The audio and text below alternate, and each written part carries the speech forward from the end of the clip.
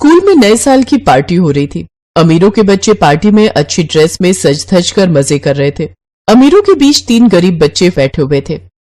सुनीता, मुझे तो अजीब सा लग रहा है, सभी अच्छे कपड़ों में हैं और हमें देख। हाँ निशा, हम पार्टी में आए ही क्यों? ये लोग तो हमें ऐसी ही टेढ़ी नजरों से देखते हैं। पता नहीं आज ये सब हमें देखकर क्या सोच रहे हैं। ये तीनों बातें कर ही रहे थे कि तभी स्कूल टीचर महेश जी उनके पास आए और बोले, सुनो, खाना खाकर जल्दी से जल्दी निकल जाओ, उसके बाद स्कूल स्टूडेंट्स की फोटो ली जाएगी। उस वक्त तुम तीनों मुझे दिखने नहीं चाहिए। क्यों सर, हम तो इसी स्कूल के स्टूडेंट हैं। हाँ, हमें भी तो फोटो में आना है। फोटो में आने के लिए बाप के पास पैसा होना जरूरी है। स्कूल की सबसे अमीर लड़की नेहा आई और ताना मारकर बोली, तुम जैसे गरीबों की फोटो स्कूल के फोटो एल्बम में रह जाए तो स्कूल की क्या इज्जत रह जाएगी? फ्री का खाना ठूसने के लिए आई हो ना, जल्दी से खाओ और दफा हो जाओ। हाँ नेहा, तुमने सही कहा। ये गरीब के बच्चे बस फ्री का खाना ठूसने आए हैं, बस मुंह उठाकर चले आते हैं। महेश जी नेहा को लेकर चले गए। निशा, सुनीता और गुड्डू गरीब घर से थे, लेकिन उनमें गरीबी से ज्यादा आत्मसम्मान था, इसीलिए तीनों ने खाना खाया ही नहीं। उसी वक्त वो तीनों उठकर घर की ओर चल दिए। हम घर जाकर सूखी रोटी खा लेंगे। हाँ हाँ, इतनी बेइज्जती के बाद तो स्कूल का खाना हजम ही नहीं होता। हम कभी भी स्कूल का खाना नहीं खाएंगे। और अगले दिन सुबह उठकर स्कूल के लिए निकल पड़े। निकलते वक्त निशा की माँ ने उसे खाने का डिब्बा दिया। निशा बेटी, आज मैंने अपने हाथों से तेरे लिए टिफिन बनाया है। कल का आटा रह गया था ना, उससे मैंने आलू के पराठे बनाए हैं। सभी मिलकर बांट कर खाना। हाँ बेटी। निशा की माँ सरल थी, उनके लिए तो आलू का पराठा भी अमृत के बराबर था। डब्बे में आलू के पराठे लेकर निशा, सुनीता और गुड्डू स्कूल चले गए। स्कूल में लंच का टाइम आया। अमीरों के बच्चे सैंडविच, बर्गर, पिज्जा खाने लगे और निशा ने अपना डब्बा खोला। अरे वाह, आलू का पराठा, मुझे भी दे ना निशा। हाँ हाँ, क्यों नहीं, खाओ खाओ, सभी मिल बांट कर खाएंगे। तीनों के खाने से पहले ही नेहा वहां आई और पराठा देखकर कहा, छी, स्कूल में पराठे लाई है। अभी के टाइम पे पराठा कौन खाता है? हम खाते हैं, तू खाएगी? ये ले। निशा ने पराठा आगे बढ़ाया और नेहा के स्कूल यूनिफॉर्म में दाग लग गया और नेहा ने निशा को जोर से एक थप्पड़ मार दिया। ये क्या किया तूने? इसकी कीमत जानती भी है? मैं तो बस पराठे देने के लिए। तू और तेरे पराठे।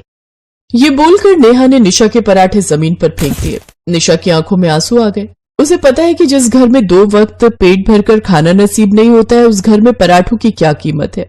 वो जमीन से पराठे उठाकर खाने लगी। ये देखकर क्लास के बाकी बच्चे उस पर हंसने लगे। अरे वो देख, भिखारन को जमीन से उठाकर खा रही है। छी, तुझे खाना नहीं मिलता है क्या? हमारे घर पे चले आना, हम रोज कुत्तों को खाना खिलाते हैं। वहां ये सब चल ही रहा था कि टीचर महेश जी आ गए। बच्चों, एक खुशखबरी है, हमारे स्कूल के पास एक सुनहरा मौका आया है। कौन सा मौका सर?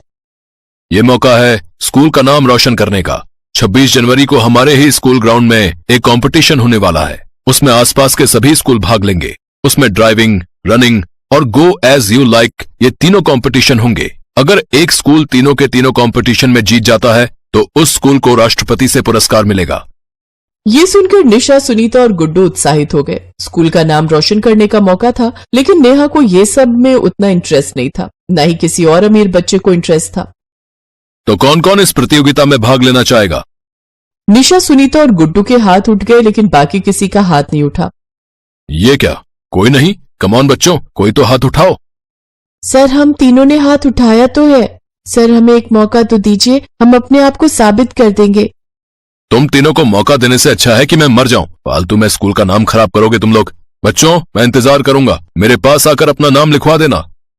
महेश जी चले गए, लेकिन कोई इस प्रतियोगिता में भाग ही नहीं लेना चाहता था। 1 हफ्ता बीत गया, लेकिन किसी ने अपना नाम नहीं लिखवाया। महेश जी को भारी चिंता होने लगी और कुछ दिन बीत गए। महेश जी की चिंता बढ़ने लगी। 26 जनवरी आने में 2 दिन बाकी है, अभी तक किसी ने भी नाम नहीं लिखवाया। पता नहीं क्या होगा।